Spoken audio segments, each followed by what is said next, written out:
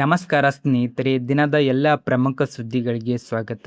ಮೊದಲಿಗೆ ಉತ್ತರ ಪ್ರದೇಶದಲ್ಲಿ ವಕ್ಫ್ ಆಸ್ತಿಗಳ ಬಗ್ಗೆ ಯೋಗಿ ಸರ್ಕಾರ ತೆಗೆದುಕೊಂಡಿರುವ ಕ್ರಮದ ಬಗ್ಗೆ.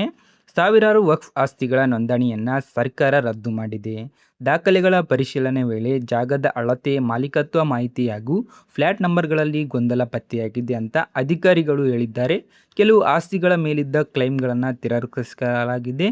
ಈಗ ರಾಜ್ಯಾದ್ಯಂತ ದಾಖಲೆಗಳ ಮರುಪರಿಶೀಲನೆ ಮುಂದುವರೆದಿದೆ.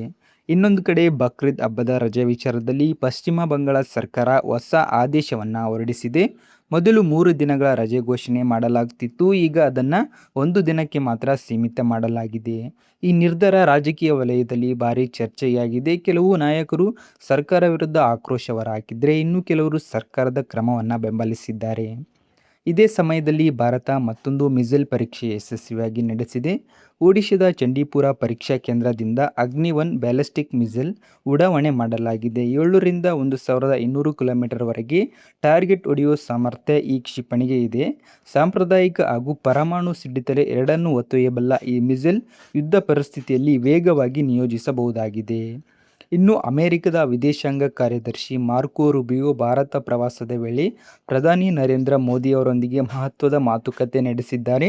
ಭಾರತ ಮತ್ತು ಅಮೆರಿಕದ ಜಾಗತಿಕ ಪಾಲುದಾರಿಕೆ, ಭದ್ರತೆ, ಇಂಡೋ-ಪೆಸಿಫಿಕ್ ಪ್ರದೇಶ ಸೇರಿದಂತೆ ಹಲವು ವಿಚಾರಗಳ ಬಗ್ಗೆ ಚರ್ಚೆ ನಡೆದಿದೆ. ಇದೇ ವೇಳೆ ಅಮೆರಿಕ ಭೇಟಿ ನೀಡುವಂತೆ ಆಹ್ವಾನವನ್ನು ನೀಡಿದ್ದಾರೆ ಅಂತ ಮಾಹಿತಿ ಲಭ್ಯವಾಗಿದೆ. ಮುಂಗಾರು ಮಳೆಯ ಬಗ್ಗೆ ಭಾರತೀಯ ಹವಾಮಾನ ಇಲಾಖೆ ಹೊಸ ಎಚ್ಚರಿಕೆ ಕೊಟ್ಟಿದೆ.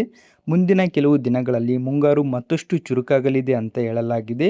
ಕರ್ನಾಟಕದ ಹಲವೆಡೆ ಈಗಾಗಲೇ ಪೂರ್ವ ಮುಂಗಾರು ಆರಂಭವಾಗಿದ್ದು, ಬೆಂಗಳೂರು ಸೇರಿದಂತೆ ಹಲವು ಜಿಲ್ಲೆಗಳಲ್ಲಿ ಮಳೆಯ ಸಾಧ್ಯತೆ ಇದೆ. ಭಾಗಗಳಲ್ಲಿ ಇನ್ನಷ್ಟು ಭಾರೀ ಮಳೆಯಾಗುವ ಸಾಧ್ಯತೆ ಇದೆ ಅಂತ IMD ಮಾಹಿತಿ ನೀಡಿದೆ. ಇನ್ನು ಆನ್ಲೈನ್ನಲ್ಲಿ ವೈರಲ್ ಆಗಿದ್ದ ಕಾಕ್ರೋಚ್ ಜನತಾ ಪಾರ್ಟಿ ಎನ್ನುವ ಟ್ರೆಂಡ್ ವಿರುದ್ಧ ಕ್ರಮ ಮುಂದುವರೆದಿದೆ. ಮೂಲ ಅಕೌಂಟ್ ಬ್ಯಾನ್ ಆದ ಬಳಿಕ ತೆರೆಯಲಾಗಿದ್ದ ಬ್ಯಾಕಪ್ ಅಕೌಂಟ್ ಕೂಡ ಈಗ ಡೌನ್ ಆಗಿದೆ. ಸಂಬಂಧಪಟ್ಟ ವೆಬ್ಸೈಟ್ ಕೂಡ ಆಫ್ಲೈನ್ ಆಗಿದೆ ಅಂತ ಮಾಹಿತಿ ಬಂದಿದೆ. ಹುಬ್ಬಳ್ಳಿ ಮತ್ತು ಬೆಳಗಾವಿಯಲ್ಲಿ ಅಕ್ರಮ ವಲಸಿಗರ ಅನುಮಾನ ಹಿನ್ನೆಲೆ ಪೊಲೀಸರು ಭಾರೀ ತಪಾಸಣೆ ನಡೆಸಿದ್ದಾರೆ. ಪಶ್ಚಿಮ ಬಂಗಾಳ ಮೂಲದ ಕಾರ್ಮಿಕರ ದಾಖಲೆಗಳ ಪರಿಶೀಲನೆ ಮಾಡಲಾಗಿದ್ದು, ಸದ್ಯಕ್ಕೆ ಅಕ್ರಮ ವಲಸಿಗರು ಅನ್ನೋ ಸಾಕ್ಷಿ ಸಿಕ್ಕಿಲ್ಲ ಅಂತ ಅಧಿಕಾರಿಗಳು ತಿಳಿಸಿದ್ದಾರೆ.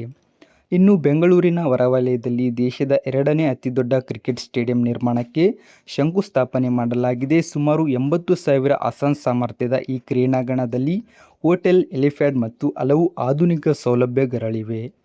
ರಾಜ್ಯ ಸರ್ಕಾರದಿಂದ ಉದ್ಯೋಗಾಕಾಂಕ್ಷಿಗಳಿಗೆ ಗುಡ್ ನ್ಯೂಸ್ ಸಿಕ್ಕಿದೆ. 51,000 ಅತಿಥಿ ಶಿಕ್ಷಕರ ನೇಮಕಾತಿಗೆ ಅನುಮೋದನೆ ನೀಡಲಾಗಿದೆ.